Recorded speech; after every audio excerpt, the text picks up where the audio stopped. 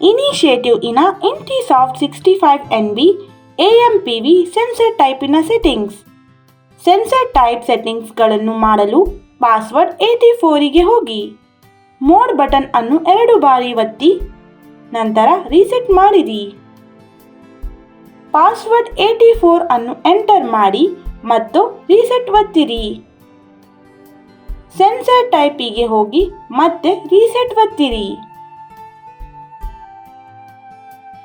Sensor type PUMP type ಅನ್ನು select ಮಾಡಿ ಮತ್ತೆ ರೀಸೆಟ್ ಒತ್ತಿರಿ. ರೀಸೆಟ್ ಅನ್ನು ಒತ್ತುವ ಮೂಲಕ ಎಲ್ಲ ತರಹದ ಸೆಟ್ಟಿಂಗ್ಸ್ಗಳಿಗೆ ಸ್ಕಿಪ್ ಮಾಡಿ.